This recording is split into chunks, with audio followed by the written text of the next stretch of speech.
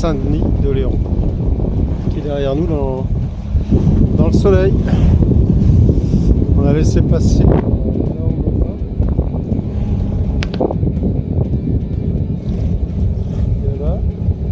et ben, on va hisser les voiles là sous peu. Prochaine étape, on vient de ranger les pare-battages et les amarres. Donc, prochaine étape, hisser les voiles et on prend la direction d'Ars-en-Ré, c'est-à-dire grosso modo, voilà le programme d'aujourd'hui. Alors on part à marée haute et on sera un peu en avance là-bas, donc on mettra en stand-by debout. On va pouvoir boucler le chenal. Voilà. Bon, s'il pleut pas, ça sera une belle journée. Même s'il pleut, c'est une belle journée. Ah, quand c'est comme ça, j'aime bien. Là, ça caracole ou ça gambade selon comment on est. Bon, ça gambade en Méditerranée, on va dire que ça caracole en Atlantique. Wouhou! Là, on est à...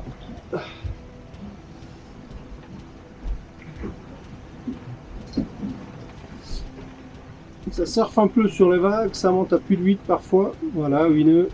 Hop là, une petite pointe. Sémaphore de Châssiron, bonjour, de Marie-Jacques Bourrupé. Et là, ça donne ça.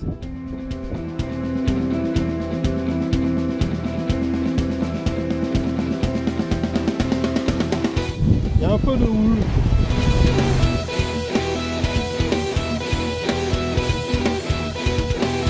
Et c'est de la belle houle.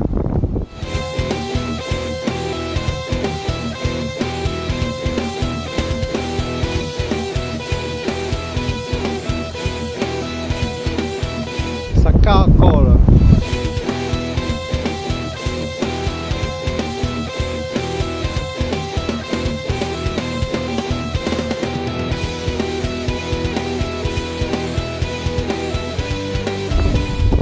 Alors on est censé avoir jusqu'à, qu'est-ce qu'il disait, 1,70 m de houle. Alors je ne vois pas trop parce qu'on sera protégé. Il y en a, hein, on peut le voir. De là où il y en a. Mais pas non plus. Voilà, ça casse pas, ça déferle pas, pas de mouton. Balle de vent, c'est quand même sympa. Et là on est en début de marée descendante, c'est-à-dire que la houle vient de là-bas. Hein, mais l'eau elle part en contresens. Donc c'est pour ça que ça lève un peu, je pense aussi. Mais on est en début, donc c'est pas encore, c'est pas dramatique. Comme dit. Ça fait de belles lumières en tout cas, regardez. C'est pas joli ça?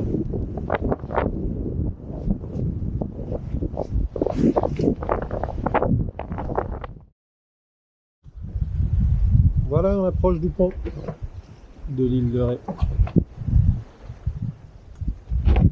On a même le soleil. Les nuages sont passés. Ah, il y en a encore d'autres derrière, mais ça va.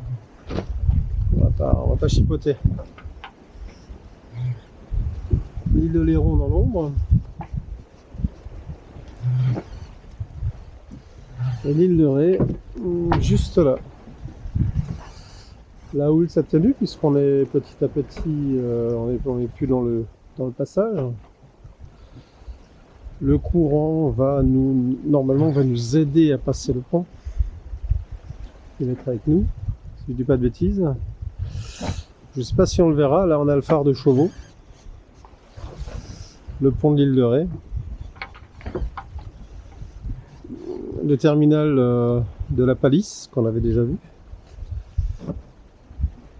Et puis on va chercher la première cardinale de Chauveau pour arrondir, et puis après on va passer entre les deux arches qui nous concernent. Je vais le faire comme il faut, comme la dernière fois.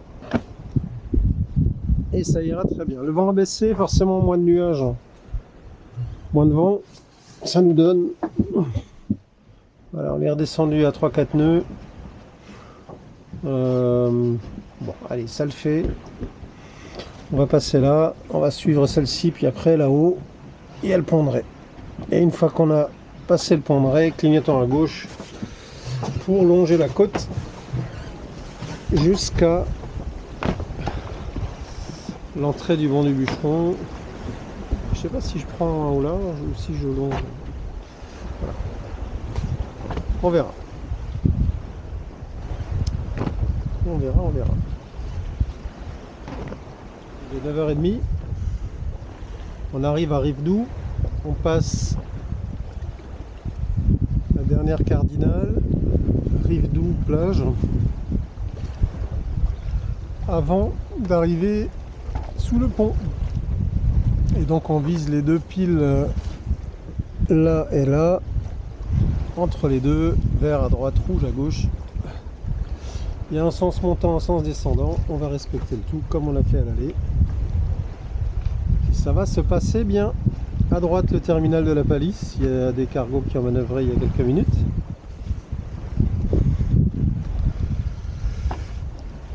Et voilà derrière. Ça s'est sérieusement calmé au niveau de la houle. C'est presque plat. Alors on a avancé, on a remonté l'île de Ré. Là-bas on a Saint-Martin, je ne sais pas si on le verra. Et ici la tourelle des Islattes qui balise, on va dire, l'entrée sud du chenal qui longe le banc du bûcheron. Voilà, je vais y arriver. Et devant nous, donc, le banc. Donc là, on va rentrer là-dedans. On arrive à marée basse. Là, dans 5 minutes, c'est marée basse. La hauteur d'eau est de 1,55 m. Alors, marée basse avec 1,55 m. Le banc découvre à 1,42 m parfois. On devrait être tranquille sur le début du banc. Et puis après, on verra si possible faire un mouillage à l'entrée pour attendre qu'on ait suffisamment d'eau jusqu'à Ars-en-Ré. Voilà le programme. Ça nous permettra de manger aussi. Il est 11h30, donc bientôt miam miam. Bon, je vais ranger parce que là, avec le nuage au-dessus, on risque de se prendre quelques gouttes. Voilà, on vient de passer la première tourelle là, de l'entrée du banc du bûcheron. Alors on arrive bientôt à la deuxième bouée. On voit bien les bancs de sable qui commencent à se faire recouvrir. Il y a des mouettes encore posées sur le sable à sec. Là, je vais vous montrer un phénomène très rigolo. Quand il y a un nuage, l'eau change de couleur. Alors là, on avait du sombre, maintenant on a du vert clair. À droite, le banc de sable. On le voit sous l'eau, là, juste à la limite, là où ça flip-flop, là.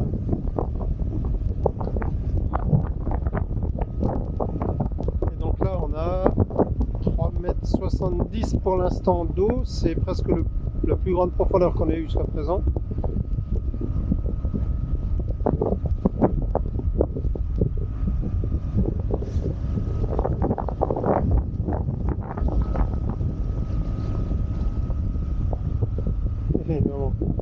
Maman qui flippe.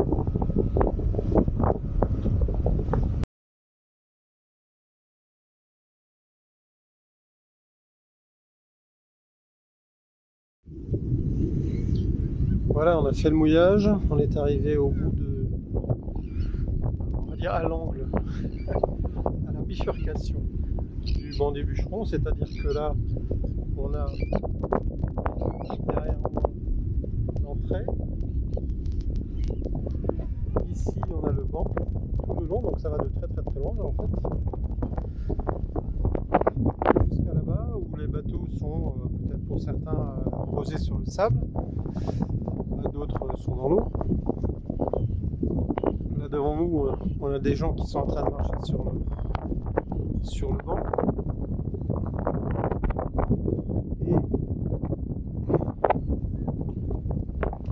Donc on a fait un mouillage dans 2,30 m d'eau à marée montante, donc là on attend simplement d'avoir la hauteur d'eau qui va bien.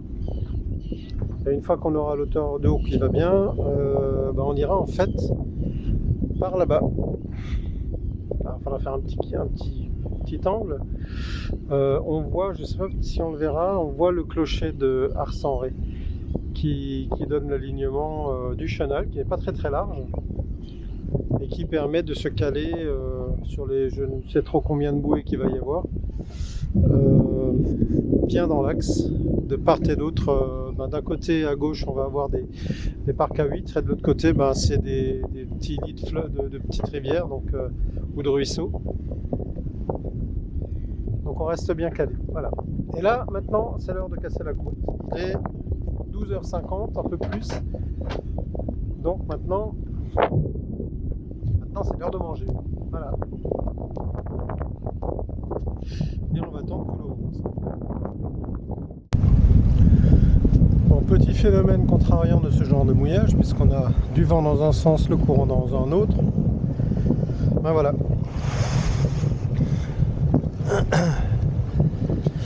En fait, je sais pas si ça se voit. La chaîne passe sous le bateau. La chaîne passe sous le bateau. On vient de là, on le voit au pavillon. Le courant, il va commencer à revenir de là, principalement d'abord de là, puis après il va venir de là. Donc on va voir ce que ça va donner. J'ai relâché jusqu'au bout, j'avais mis que de la chaîne, j'ai relâché jusqu'à l'ossière pour être sûr de ne pas rayer la coque parce que ça serait quand même un peu dommage. Le repas est pris, donc l'eau est montée. On le voit parce qu'il y a bientôt plus de plage là-bas. Voilà. Ça commence à être un peu limite pour les gens qui sont tout au bout là. Qu'ils avancent un peu.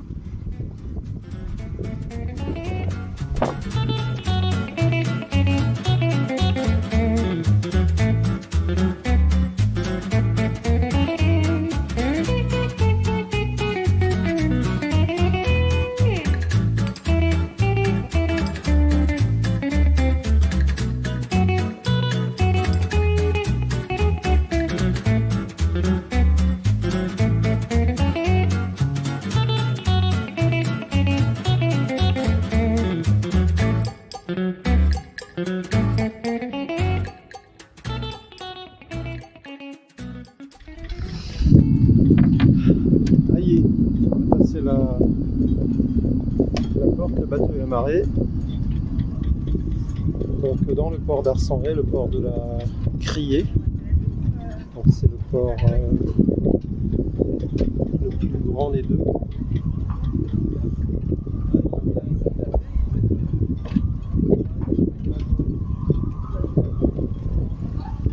Donc voilà.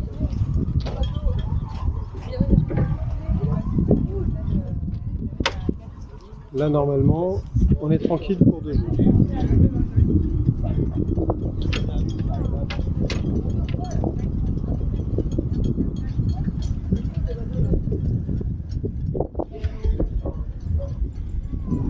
Voilà, on va payer et on fera la suite. Voilà, capitainerie payée, on est arrivé. On va à pied vers le village pour le petit café traditionnel. Et juste pour vous montrer, ça c'est le chenal après l'écluse qui emmène vers le port où on était, le port de la Criée, enfin où on est. Et ça mène au port de la Praie.